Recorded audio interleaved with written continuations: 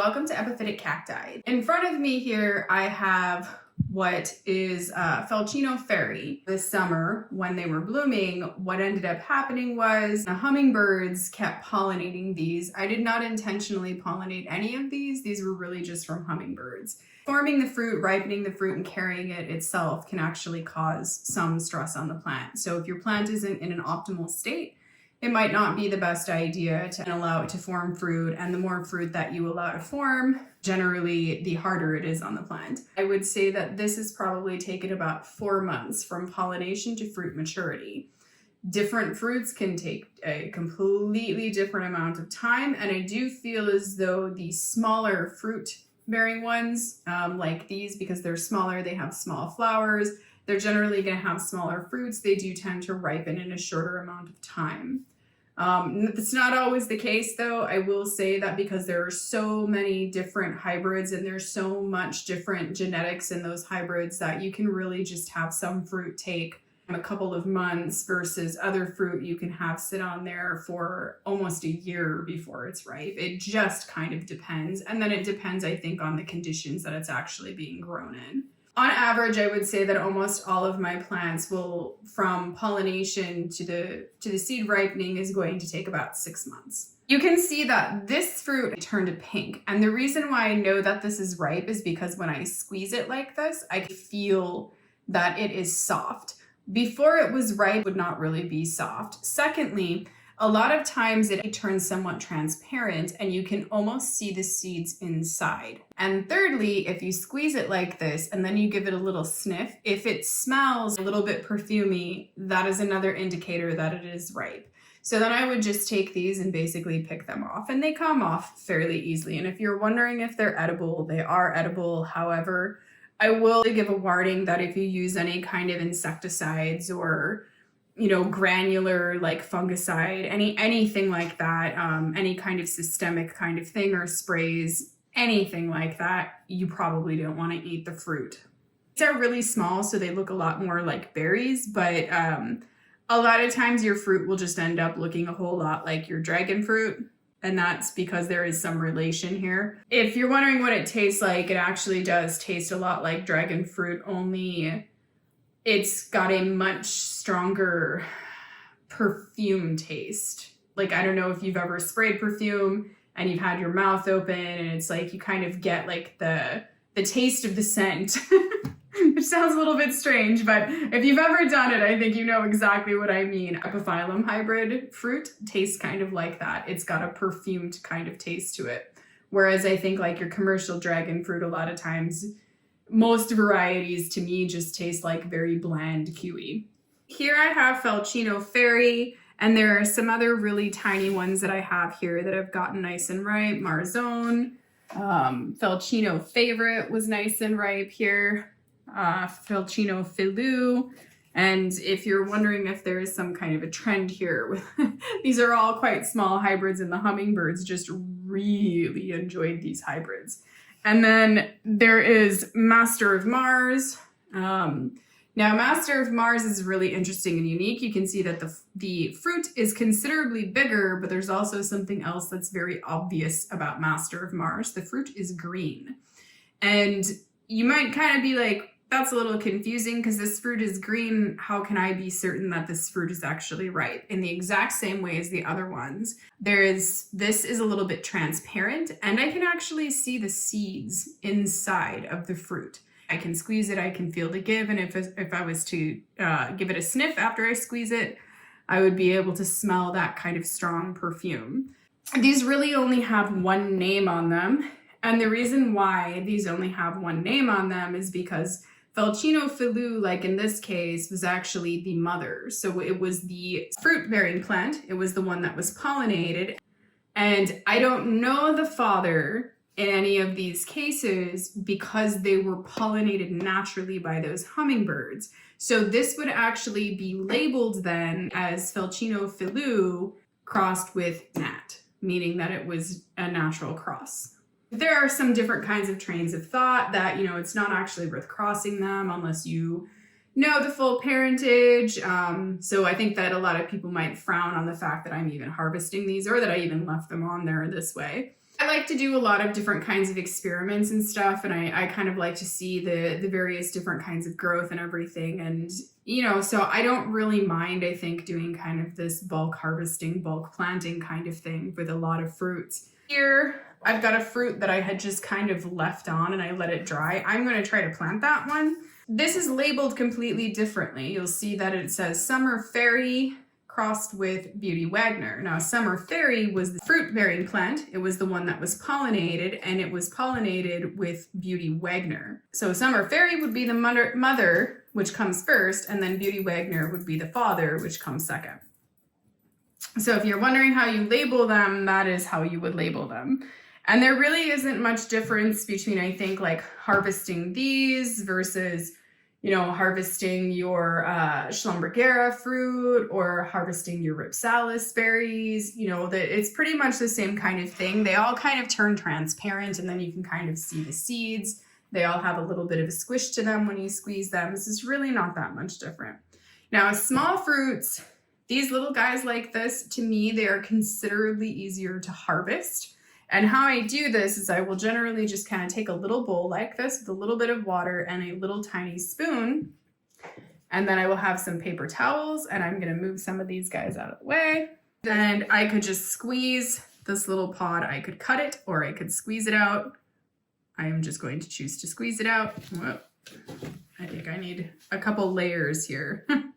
Otherwise I'm going to stain my white tablecloth very pink. Sometimes the fruit is very pink like this, and sometimes it's white.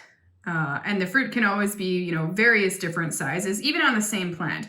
I know that all these fruits on this one seem to be kind of the same size, but you can see this one's a little bit smaller than the others. So the father does actually have a bearing on size of the seed pod. Not as much as the other way around. Like the mother will definitely have an impact, a much bigger impact, but the father can also have somewhat of an impact. You can see that what I'm doing here is I'm actually just kind of scraping the seeds, and I have found that this is really just, you know, a little bit of patience, and it's probably the easiest thing to do if you just have like a small seed pod like this and a little way to go. Some people will harvest the entirety of the seeds. Some people might only harvest a little bit of them. But you know, this really it's not that hard. It just takes a little bit of patience, I think, to actually go through, and you'll see that the small pods really don't have a ton of seeds in them. I have had huge pods that have a ton of seeds though, and that would have been horrifying to do this way, especially I think the first year that I harvested seeds like this. Oh my goodness, I probably harvested about like 20 pods, and they were all larger pods. So there's the fruit, and like I said, as long as you didn't use any pesticides or anything like that, you can definitely eat this fruit. There's a trick that I'm gonna say that if I was to plant these right now, one of the things that is super easy is because you'll notice that dealing with these seeds, they're actually quite sticky because they've got like a membrane on them. So they're just really, really, really sticky.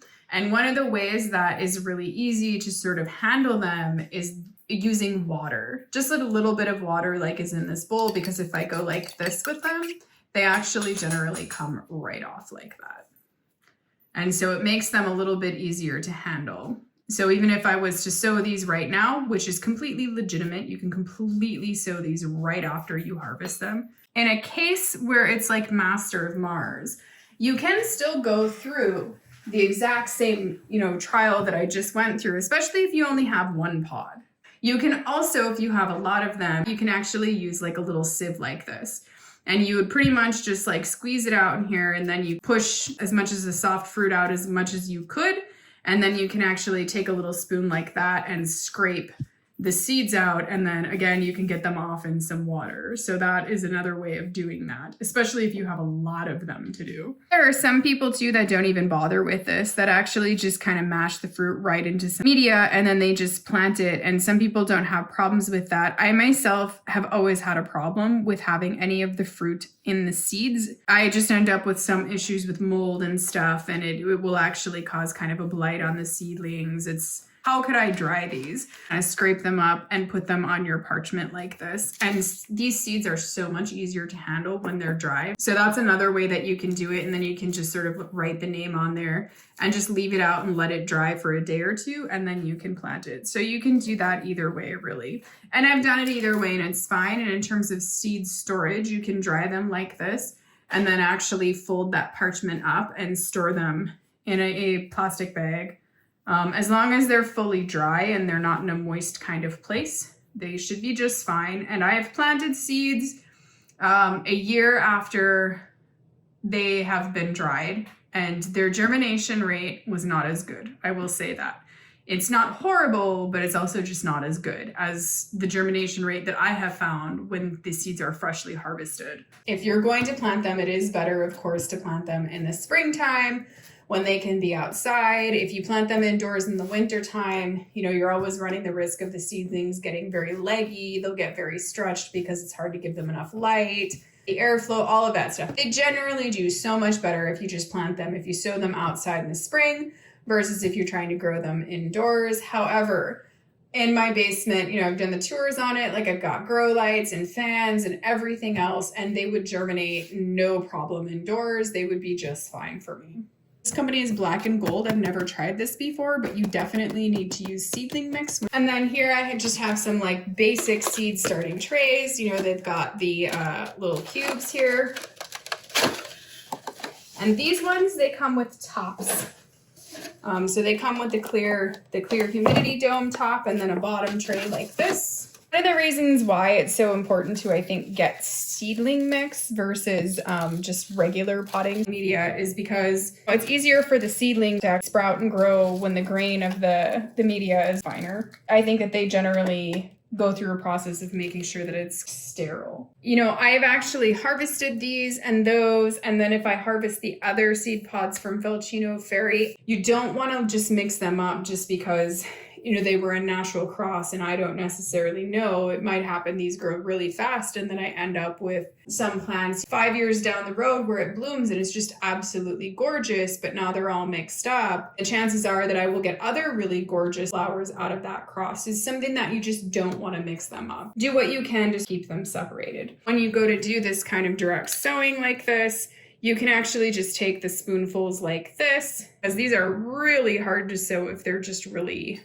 fresh out, sticky like that, and you didn't do this with the water. The reason why I'm not covering these is because in my experience, Epiphyllum seeds germinate much better if they're not covered. If you were to cover them, I would just barely cover them. They do need light to germinate. However, they don't need strong, direct sunlight to germinate. So they just need to be exposed to some kind of light to germinate, but not real strong light. The very first time that I tried to grow Epiphyllum from seed, I had harvested the seeds, planted them, they germinated, it was wonderful, and they were growing, and then the season kind of changed a little bit, and what happened was the sun got a little bit lower in the sky, and when the sun actually hit my seedlings, it fried them. I don't really do anything super fancy in terms of like bottom heat. You can do all of that. For me, I'm just going to very gently water these in because I don't want to bury those seeds. And you could have wet this down completely before I had put those seeds in there. It probably would have been a little bit of a better experience. Put the cover on and then put them downstairs and just let them be where they get exposed to the grow lights, but not overexposed. Sow these guys too. And the same thing is I'll just go down in the next row and drop those little seedlings in there. There we go. So I've got my labels. I would put the cross. So I would put Felchino Fairy, and then I would just put XNat, crossed with, it's just a natural cross, right? And then on the back side, what I'm going to do is put the date. So I'm going to put 11/22/20 on the back side like this. And then the other thing that I'm going to do here is so that I can differentiate between these is I'm going to put something like G1. So I know that that's actually group 1. It was its own seed pod. I'll do something like that just to differentiate. So then on the next label on the back side, I'll put the date and then I'll just put G2. So And then on the back side, got 11, 22, 20, G2. And you can really come up with any kind of system you want. And that's really kind of all there is to that. It's not really that complicated. I think that the harder part, of course, is having this space and maintaining and keeping them all the way to maturity for them to flower, you know, probably 5 years from now. So growing Epiphyllum hybrids from seed, a lot of patience, a lot of time. The vast majority of seedlings will just be tossed. They won't be registered. They won't be named. You won't keep them because they're too similar to other things, or they're just not really special enough. The first time that I had to call Epiphyllum seedlings, it was a little hard to do because, you know, you've been growing them for like a year or so and you get like kind of emotionally attached to them. So if you have like a large Epiphyllum collection, in all seriousness, what can happen is that as you grow those hybrids, you will see that some hybrids grow far superior to other hybrids. Some of them have just absolutely wonderful traits where there might be some hybrids that you grow that they just cling to life and never really do well. You know, they might have the most gorgeous bloom, but they just don't grow very well. So that's kind of a reality. And I think that when you grow seedlings, you actually start to recognize that same reality in your seedlings. And it becomes much easier to call them out. So today it is January 3rd, 2021. Happy New Year, everyone. The day that I harvested the 2 Falcino fairy seed pods, I had harvested several others and planted them all together in this tray. So we'll get an idea of what did and didn't germinate. You can see that I still have this closed and I still have the top on. You can see all of the humidity in there. So if we take the top off, you can see, you know, some of the germination here. So these were the Falcino fairy ones that I planted. And then this is the second row of the Falcino fairy ones that were planted. There is 2 more rows of Falcino fairies that were planted. The Summer Fairy and Beauty Wagner that was planted. I don't see any germination out of there yet. We'll see what happens there because that seed pod was completely dried. And then we have Falcino Filou, and we can see some germination here, but we're really only seeing germination from the one tray. They basically just have their little seedling leaves. They're just now forming a true branch, but it actually just looks like a fuzzy little caterpillar when they first come out. As they mature, they start to develop much more of what their true branches will end up looking like. They stay in that kind of furry caterpillar stage for a really long time. So these seedlings can live in this tray for quite a while, really. I did learn a valuable lesson from the first few times that I started Epiphyllum seeds. They do better if they are actually thinned out sooner. So giving them room to grow just proved to be really the better way to get them to grow faster. If you have a different way of doing it, a different media that you start them in, different kinds of containers, if you found that bottom heat really helps, absolutely feel free to share in the comments below. And as always, thank you for watching and happy cacti growing.